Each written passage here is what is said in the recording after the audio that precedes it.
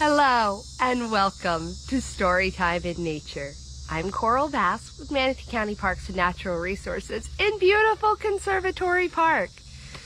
This week we have been talking all about nature's bounty. So how lots of different things come from nature around us, foods that we eat. Lots of them are wild, but lots of them are also domesticated. So all plants actually started off wild. All animals started off wild. Some we learned to domesticate, so then we learned to make them work to our advantage. So we're going to read a little bit of a story all about how we plant. So come along with me on this adventure. We Planted a Tree by Diane Muldrow and illustrated by Bob Staake.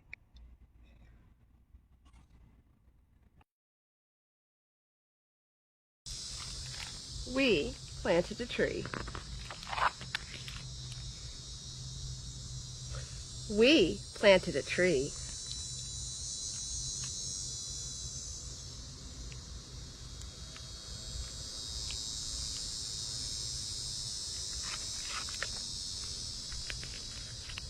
We planted a tree and it grew. Two different families, two different trees.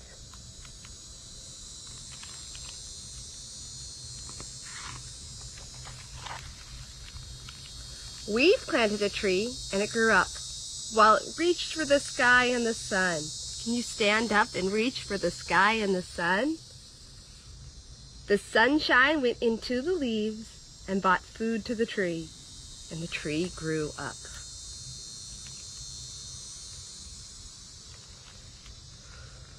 Just like you grow up, right?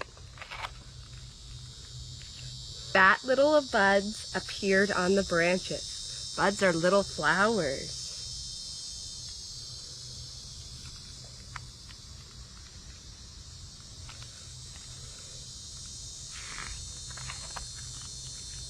The sunshine went into the buds, and soon they burst open.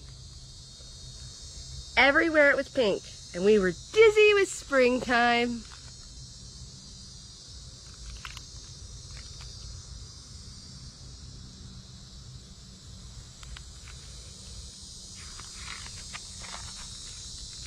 The sun kept shining, the pink blossoms dropped off, but soon there were green leaves. Green, green, shiny leaves, which had food inside for the trees. Green, green, shiny leaves, which cooled us, which kept the earth cool. We planted a tree, and it grew up, and gave us a shady place.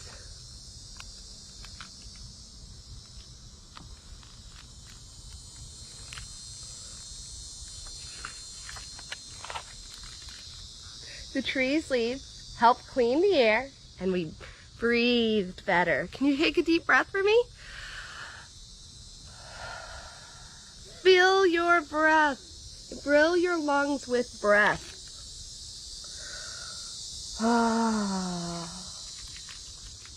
We can thank trees, among other plants, for that. The tree fed us apples and oranges and lemons.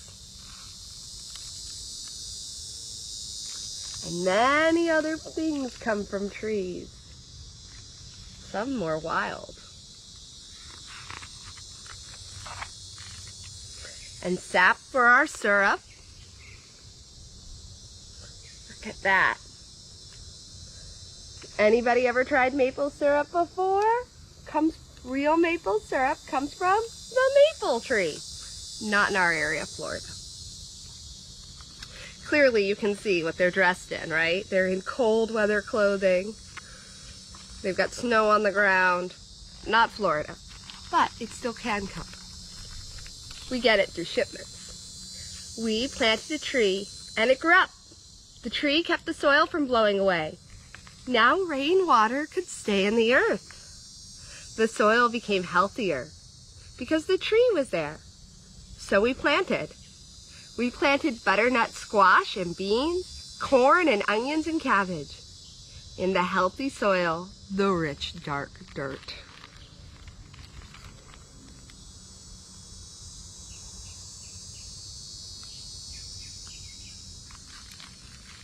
See all the plants, and they've even got pumpkins. You can see pumpkins are in here too. See the turnips. Looks like you've got beans are here. There's the corn. So as you can see, there's lots of different plants growing here.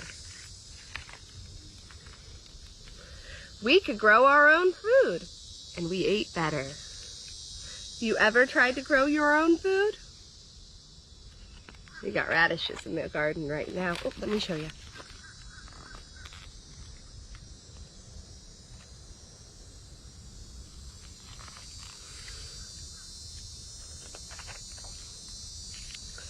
We planted a tree, and it grew up and dropped acorns and fed the squirrels in winter. And birds came, and other animals came too, to live with the tree. The squirrels and birds and raccoons, and you can see the owls, got a cardinal up there. They eat the acorns. A lot of them will eat the acorn. Did you know we humans once ate acorns? And actually some still do. Just takes a little bit of work.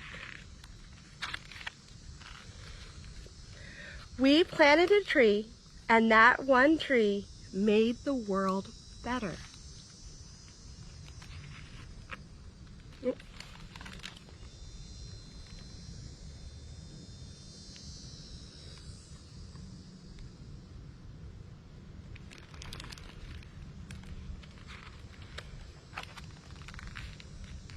And that one tree helped heal the earth. Oh, we planted a tree, and that one tree helped heal the earth.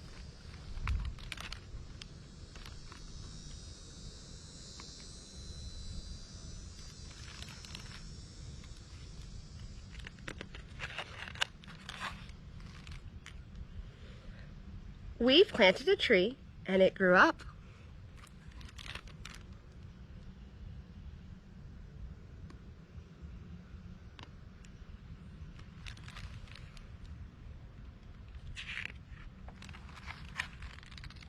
And so did we.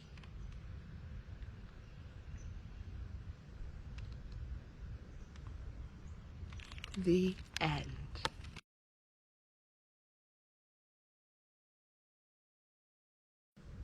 In the book, We Planted a Tree, we learned about how plants help us and how trees specifically help us, and that we get a lot of food from them, and that they help restore the soil, the air, the water, etc.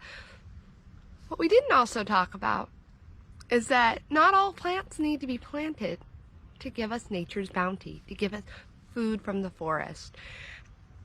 And so there are things like cattails that you'll see, or muscadines, which are our wild grapes. Both are very well-known foods that people go and still to this day will forage for and go get out into the woods. Now, I wouldn't suggest it, especially not in our preserves. Our preserves are meant for the animals and for them to eat it, but you'll see them sometimes will go out in their own backyards. They'll put muscadines out, etc., so that they can have their own grapes. It still will feed the wildlife. It's very hard to keep them out, but you can go out and forage into the woods and find it. Now, never forage. Let me make it very clear. Never, never, never, never go foraging unless you're with someone who knows what they're doing and knows what they're picking. Don't ever put something in their mouth you don't absolutely know the truth on. All right? But this is how lots of people lived, was through the foraging practices. So next time you're in the woods, I want you to look around and be mindful of what you see. Do you see anything that might have been used as food?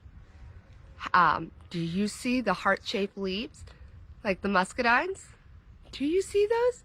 Then you know that that's something that would have been foraged by the Native Americans, by the settlers. Love to go out and eat all the different weeds and plants out there that are edible, all right? And again, if you don't know, don't go get it, all right? So thank you again for joining me at Conservatory Park for this story time in nature. I hope to see you again soon on our next adventure. Bye-bye.